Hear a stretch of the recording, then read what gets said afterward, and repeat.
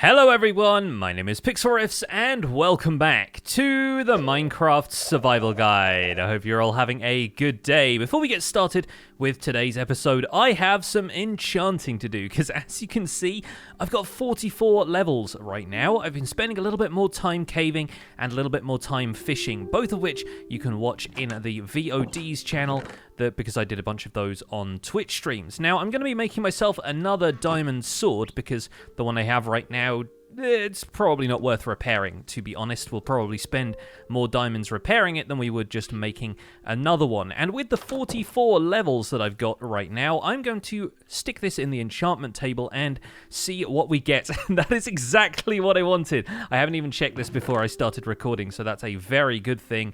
Looting 3 is coming up on here, and I'm crossing my fingers that we get sharpness on this. We got Smite. Okay, not to worry. Smite is actually not too bad. I think we can probably cope with that, but I do have a couple of other books that we could potentially add to this if we wanted to, like Unbreaking and so forth. I think I might put this one to one side for now and see if I get any sharpness on another sword, because Smite is an enchantment which only affects undead creatures, so it's not going to help you fighting things like creepers or spiders or anything like that. And I have a feeling we're going to be fighting a lot of spiders later in today's episode. Thankfully, we've got the diamonds though, so we can make another diamond sword, and let's give this another go. Now we're getting Unbreaking 3 showing up in the enchanting table, so maybe we can give that a try, and if that comes up with sharpness, then great. If not, we could always combine it with this Smite sword to see what we get. And we got Bane of Arthropods on that, which is about fighting spiders. Okay, well, considering that today I plan on setting up a zombie spawner and a spider spawner for easy farming, then those two options might not be as bad as they initially seemed. Smite 5 is now coming up on the enchantment table, which is rare but interesting, I guess. Yeah, we'll keep looting 3 on that one. I think that's probably for the best. And maybe we'll end up enchanting another sword manually, because thanks to all of the fishing I've been doing, we have a few extra enchanted books in here. I don't have anyone that has sharpness on it right now, although we do have looting 2 on that one. So maybe one more sword for the road. Let's enchant one more enchanted book, because we got Protection 4 coming up in the enchantment table, and that's a useful one to have around. That will cycle the enchantment table, and of course we end up with Bane of Arthropods. Okay, one more of these, probably just a low level enchant on that one, and finally sharpness is coming up, but it's only sharpness 3. So Sweeping Edge 3 is now coming up in the level 30 slot on the enchanting table. Let's give this a try. And all we get is Sweeping Edge 3, of course. Well, maybe I'll set that one aside for now and come back to it later when we're getting something like sharpness in the enchantment table. But for now, I think we need to head back to the cave that we found in that previous episode that has the monster spawners in it. And we're going to start with the zombie spawner, lowest down in the cave, but probably the most basic to set up. I'll just need to grab a couple of supplies from the basement, and I'll see you folks over there.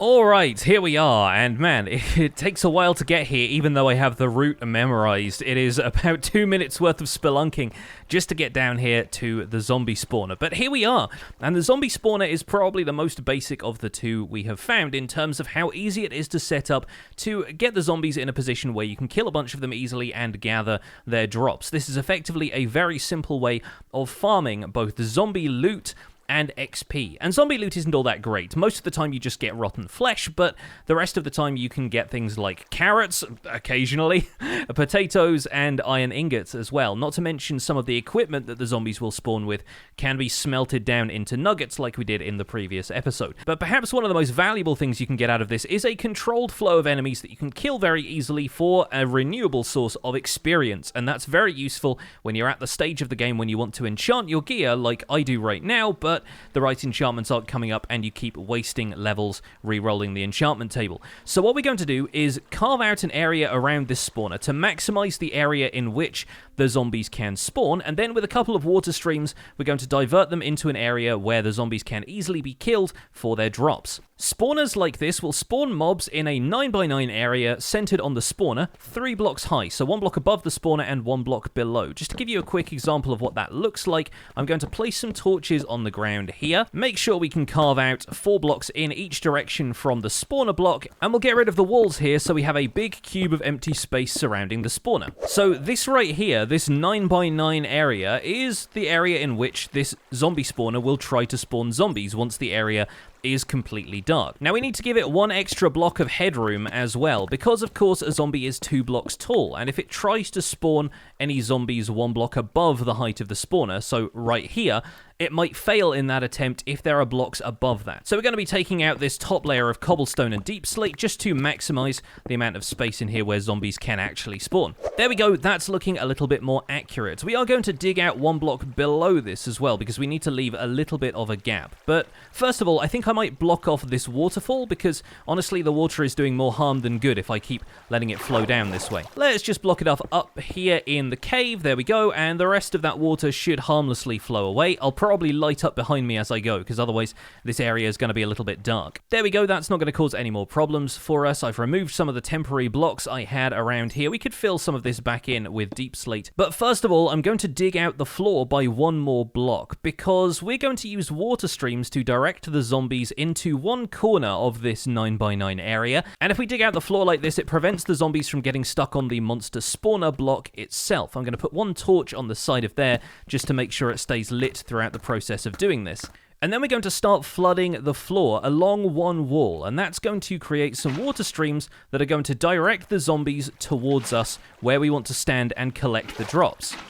By creating water sources 1 block apart on this back wall, I've turned the entire thing into a row of water sources that flows evenly onto this side of the room. On this side of the room, we're going to cut a channel just 1 block deep here, and that's going to end up in this corner here where we're going to dig it down a couple more blocks, and that's going to be a hole for the zombies to fall into. We just need to place 1 water bucket right there, and that's going to flow all the way along here, dumping the zombies into this corner. I can give you a quick demonstration of that, actually, just by taking out this torch. A couple of zombies will spawn instantly. They'll target me because I'm just standing over here, but the water streams are just going to propel them down there until they drop into that hole. Now, they're having a bit of a hard time doing that because they had line of sight on me and were trying to target me, but as you can see, they've just ended up in the hole once I step away a couple of blocks. What this allows me to do is dig down to the level where the zombies are. We can open up a hole right here, and we can take a look at our zombies captive inside of there, and then we hit them with a sword a couple of times. They'll die nice and easily, and we can collect their drops. But of course, we want to automate this process a little bit. We want to make sure that the drops are collected automatically, and so for that, we're going to use a hopper. For now, we'll put a temporary block down here. We're going to be putting our barrel back in there later. We're going to have the hopper's output directed into that, so when we break this block, you can see that the hopper output is facing this way, and we'll put a barrel here, or we could use a chest or something like that, of course, but I think a barrel is going to do for the amount we'll be using this. We'll just pop the barrel right there, and that's going to contain all of the drops that we end up getting from this zombie spawner. I'm going to turn some of the mossy cobblestone that we've got into mossy cobblestone slabs, and that way when we come down here, the slab is going to sit on top of the hopper like so, and it will mean that the zombies don't fall into the center of the hopper, lowering their hitbox overall and making them slightly harder to hit. But hoppers can pull items through any non-full blocks that are placed over the top of them, so as I throw the slabs onto this slab here, you'll notice they're all disappearing, they end up in this barrel, and everything's looking fine. I'm going to place a block over the top of the barrel here, and we're also going to place another slab there, because the problem with these zombie spawners is that they can occasionally spawn baby zombies, and since baby zombies can fit through a 1 block gap, we need a gap of less than 1 block so we can hit the baby zombie through here. One alternative actually would be to place a wall here instead of a full block. We could maybe make some walls out of cobblestone like so. We'll put one of those down there, and baby zombies won't be able to get over the wall because walls have a similar hitbox to fences, meaning that we should just be able to hit the zombies over the top of that and they won't be able to jump over it at all. But since we've got a slab there to stand on, they're already raised up by half a block, so they could step over a wall in front of us. So I am going to keep this slab here just to make sure they can't hit us. One advantage of the wall, though, is it still gives us access to the barrel. Now, in order to get up and down from this point point, I am going to install a ladder here. I think that seems like the most sensible thing to do, just to make sure that we can get up and down from that area. We'll craft a couple of ladders here. We should only need 3 or 4. And now whenever we turn off the light inside the zombie spawner, wow, we got a lot of zombies spawning that time. Let's hop down here in our ladder. The zombies should all fall into this space nice and easily. We got a couple there. Yep, we got 4 of them all standing in here. We can just hit them with a sword a couple of times, and eventually they'll die. We get to collect the experience, and anything they drop will fall through that slab into the hopper and end up in this barrel down below. We even got the torch back from the spawner. Very nice. I put the torch back for now so we can finish working on this, but obviously it's going to be a bit of a pain if we have to keep breaking and replacing a torch every time we want to turn the spawner on and off. And this is where a little bit of redstone comes in. We haven't touched on redstone much so far in the series, but I figure now is the time. Using the glowstone dust I brought with me, we're going to craft 4 blocks of glowstone. We'll only need 1 of these for now, but we can probably use a few more a little bit later. And with 4 redstone around the glowstone block, we're going to create a redstone lamp. This is a lamp that can be turned on and off using redstone power. We're going to place that on top of the spawner block over there, and we're going to place another block on top of that so that we can direct a line of redstone wire running to it. I'm going to place a few more blocks coming out from the side of this, and this is where I get mad about the deep slate texture being directional, but not to worry. We're going to place 1 more block here, and we're going to dig out a little bit of walkway here for ourselves so that we can reach this block. Then we're going to place some redstone dust along the top of each of these blocks, like so. So it flows down to this point here. Then we're going to make a lever out of cobblestone and a single stick. We're going to place that on the side of here, and when we flip the lever, we are powering the redstone dust on top of here. We'll have a more comprehensive explanation of redstone in future, but for now, all you need to know is that this lever is powering the line of redstone dust, and when the redstone dust reaches the end, it's also powering this block underneath it, which can transmit power to the redstone lamp. Now, if I take this torch away, like so, the torch will flow down into our collection mechanism, and we have a light source that we can switch on and off anytime we want to use the zombie spawner. I filled in the blocks above the redstone wire there so that we don't have to worry too much about extra headroom in here, and the last thing we need to do is block off the walls of this spawner entirely so that light from outside doesn't affect it. And that might actually even include any light sources we place down here, but I've put a light source in an alcove back there. I put the torch back there, so hopefully the light from that isn't going to end up flooding any areas of the spawner room that could cause these zombies to spawn.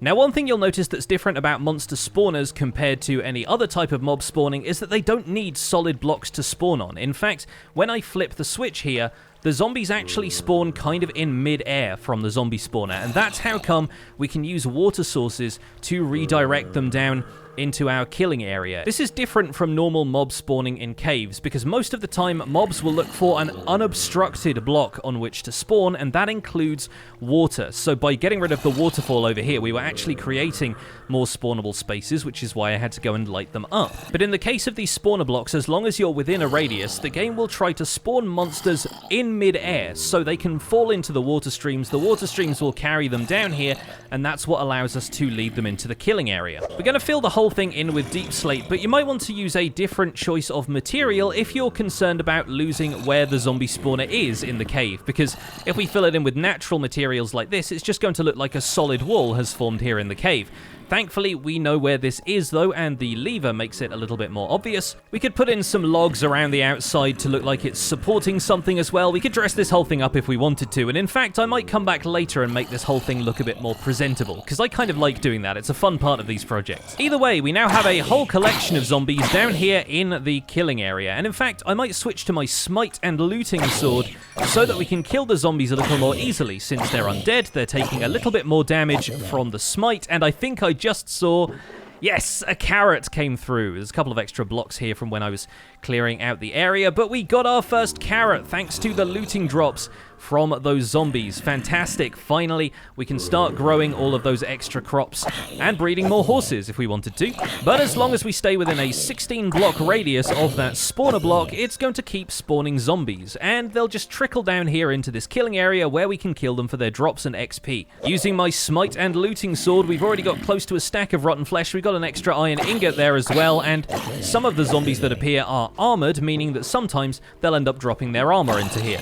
And just like that, we're back to level 30. That was pretty straightforward. Now we can go and see if there's any better enchantments coming up on our swords. I can hear our first baby zombie coming down here, so this is going to be a quick test of whether the baby zombies can be contained, and as far as I can tell, it looks like they are. Perfect.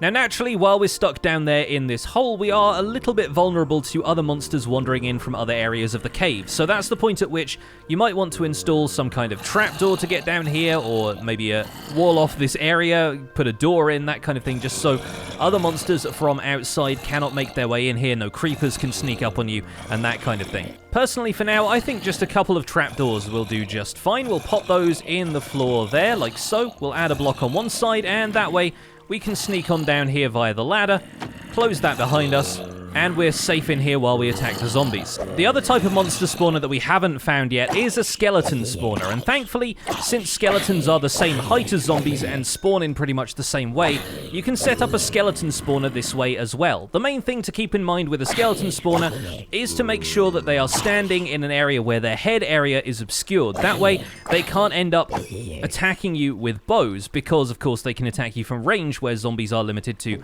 melee attacks only. But this setup should work pretty well for that. Making sure there's a slab for them to stand on and a slab around head height for you will make sure that you can only see the legs of each of the skeletons, and they shouldn't be able to target you with bows. And so far we have a few stacks of rotten flesh, a carrot, and a couple of iron ingots, as well as a junky leather tunic, which we can't do a whole lot with, so we might save that to put on an armor stand or something later, but for the moment we might want to just trash those. We can just chuck them into a hole for them to despawn, throw them in a fire, lava, that kind of stuff. But for now, I think I'm pretty satisfied with what we're getting out of this spawner, mostly for the XP of course, but finally we have a carrot, and you can tell that's the first time I picked up a carrot because I'm unlocking new recipes for it. Eventually, when we want to leave this area, we can just come back up here, switch on the lamp, like so. We can kill the last few zombies in here. Oh, we get another carrot out of that one actually, and was that a third carrot? Oh my goodness, it's my lucky day for carrots. And if we wanted to double check, we could just poke a hole in the wall, and yep, that whole area is lit up by the redstone lamp. Nothing will be able to spawn in here until we turn it back off again. So that, in a nutshell, is a very basic setup for a zombie or skeleton spawner farm for XP, drops, whatever you want to get out of them.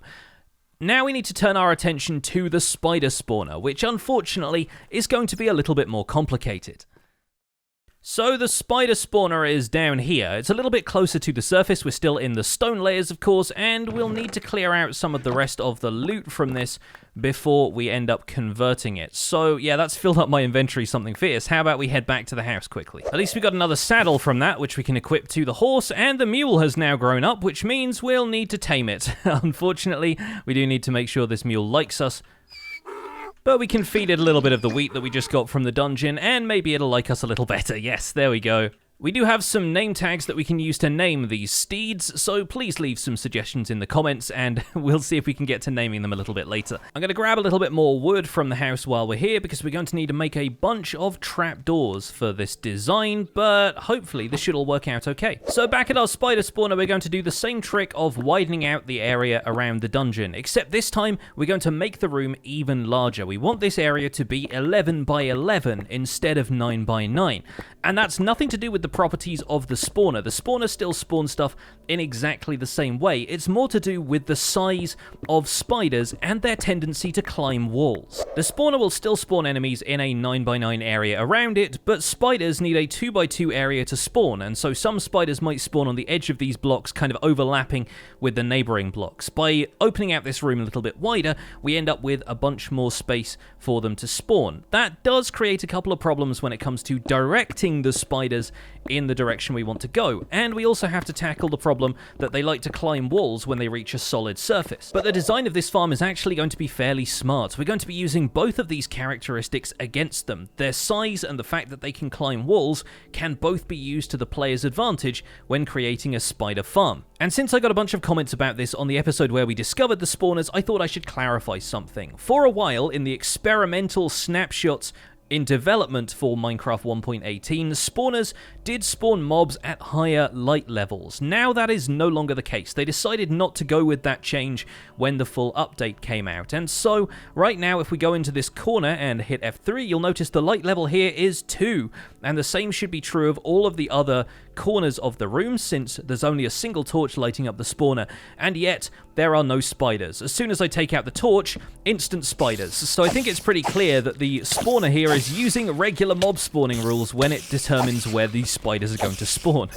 Which means, once again, that we need to have complete darkness around the spawner. So I'm going to be evening out the roof in here a little bit, just so we can have slightly better control over the space. We'll take out all of the extra ores and stuff that we spot around here. And at this point, we've also trapped ourselves in. But that's not a problem, because the design of this spawner is going to be a little different from the last one, and it's actually going to be open on one corner. I think we'll choose this corner, because I don't want it to be open to the cave on the outside. We actually want to make sure that the spiders are contained within this area, and that we don't end up with mobs wandering into us from behind. So I'm just going to create a little safe area over this side, and we'll probably dig into the wall here to place some sort of storage chest, because my inventory is pretty full right now. So as I said, we're going to be taking advantage of the spider's size and their tendency to climb walls in this farm. We're also going to take advantage of their tendency to get aggressive towards the player. When they're in total darkness and not in direct sunlight, spiders will follow you and try and attack you. And that is why we are going to be using this corner here as our area to kill the spiders, because as you can see, the spiders will walk towards us, but even on a diagonal here, they can't fit through this area, and that makes it very easy to attack them with a sword. So at this point, we could just use the spider farm this way. It's fairly straightforward, probably the most basic spawner farm you'll ever see. You just stand in one corner, wait for the spiders to run towards you, and kill them when they arrive. Now, depending on where you're standing in this back corner, the spiders in the opposite corner, if they end up spawning right back here, might not spot you right away, and so we are going to take advantage of using water streams to direct the spiders in much the same way as we did with the zombies. We're going to create a full line of water sources along this wall, making sure that this line ends up even to about here, where there'll be a 3-block wide section on this side, and then we're going to do the same on this right-hand wall here, except we're not going to quite connect all of the water sources up so they form infinite water sources on all sides. Instead, we're going to be leaving a gap here, which will create a dead spot where you can stand without being redirected by the water, but thanks to the fact that spiders are a little bit larger, they occupy a 2x2 area, you'll actually find that the spiders end up getting pushed into the water streams that flow in this direction. And chances are, once they get pushed around a little bit, they'll target the player, run towards you anyway, and you don't need to worry too much about the water streams directing them. The main reason you want to avoid water sources connecting all the way along both walls is that then they'll form infinite water sources along the center here, and the entire room will just end up being flooded. That's not what we want. We want to make sure there is an area here, usually around a 3x3, which we'll actually dig out a couple of blocks of here to place a couple of hoppers. Our item collection chest is going to go right there, and we'll place 4 hoppers all facing into each other like so, just kind of in a diagonal pattern like that, so that the output ends up in a chest here. And so basically whichever hopper we throw items into at this point, it's all going to end up directed into that chest, and for now we'll just collect them from this hopper.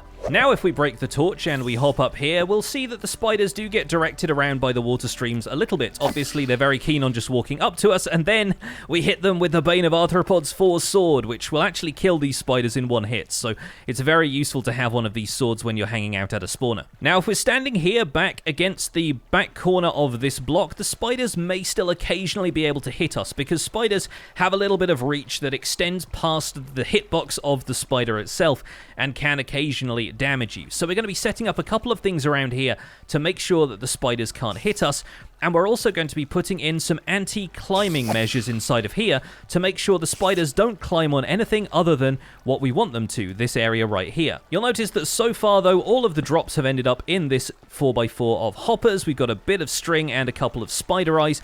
If we wanted to, because sometimes the drops will fall on this outer ring here, we could add in 5 more hoppers, which will collect any drops that fall outside of that. But honestly, we're going to be getting enough string and enough spider eyes that we'll probably be fine without. And the XP might be be the main thing that you wire this up for anyway. So this is where the trapdoors I was talking about come in. Trapdoors are very useful for making spider spawners because they are something spiders will have difficulty climbing past. I can demonstrate here with my player, actually. If we stand against a wall like this and we place an open trapdoor on top of us like so, we actually can't jump any higher than that because technically the 2 pixels worth or 3 pixels worth of the trapdoor here is preventing us from jumping any higher. Obviously, if we step back a little bit, we can jump against that. But spiders tend to climb by pushing themselves up against a wall and then rising up the surface from there. So what we can do around the outside of this room is place a row of trapdoors 1 block up from the floor and open them like that. That will allow the spiders to spawn in this area still because they're not interfering with the 9x9 area around the spawner. But if the spiders end up pushing themselves towards this wall, they're already going to be floating 1 block below this and they shouldn't end up climbing the walls. Now this is one of those situations where, depending on the layout here, we probably don't need to worry about them climbing at all because they'll just aggro on the player, end up climbing towards you, and we'll just end up killing them over here like we did earlier. However, trapdoors can be useful for another thing as well, because they're a block that enemies can see players through, and will often consider them a non-full block that they can walk over. So we're going to set up 2 trapdoors here, which will effectively act as a wall for the spiders to climb up, but they're still going to be able to see a player through them, which means we can step back a little bit here behind these trapdoors, and the spiders are still going to have line of sight and aggro on us as we stand here. To keep ourselves out of the spider's range of attack, I'm going to set up another set of 4 trapdoors like so. Close all of those, and then if we stand in this corner, we should still be safe from spider attacks while being able to retaliate. I'm also going to set up another redstone lamp on top of this spawner, so just like with the zombie spawner, we'll be able to turn it on and off remotely using a lever. We'll put the lever for that here, and we'll run redstone wire all the way along here, up here, and on top of that block there that is centered on top of the redstone lamp. Now when we pull this lever, the lamp should turn on. It's worth noting, however, that redstone dust can only travel for 15 blocks before it loses power. A redstone repeater would help us extend the signal a little bit further, but we don't need to worry about that since this covers less than 15 blocks and the lamp in the center can be lit. Although now I look at it, this lever is activating this trapdoor, so I'll probably put this up maybe 1 more block, like so. We'll put that there, and it still turns the lamp on and off because this block is powering all of the redstone dust behind it. Now we can take out this torch in here, the room will stay lit, we can hop on back out of here, and we can switch off the lamp so that spiders will start spawning. Now, in some cases, you might not have a Bane of Arthropod's sword, and the spiders might end up getting knocked off the wall in a kind of annoying way when you're fighting them like this. And so we're going to make one last modification to this spawner in order to make this a little bit more accessible, and we're going to install some chains. We can actually make those right here and right now. I'm going to fortune some of the iron blocks that we dug up, and I can put those into the furnace to make a few more iron ingots. With a few iron ingots in hand, we can turn back to the crafting table, craft one of those into iron nuggets, and 2 iron nuggets with an iron ingot in the center will make a single chain. So we want to make 3 of these. We're going to kill any of the spiders that come up to us, and we're going to place chains on these 3 blocks here, like so. And the coolest part about this is they kind of add to the aesthetics a little bit, just kind of hanging here, making this feel even more like a dungeon than it already does. But when some more spiders spawn, I'll be able to show you the advantage. Because when they rise up behind this wall here, even if I switch to my other sword, the chains will actually hold the spider in place. And that's not a property of chains itself, it's actually the size of the spider's hitbox that's forcing it back against the chains. They happen to just be the right sort of size that the chains will prevent them from moving anywhere in the way that a solid block would if it was behind them.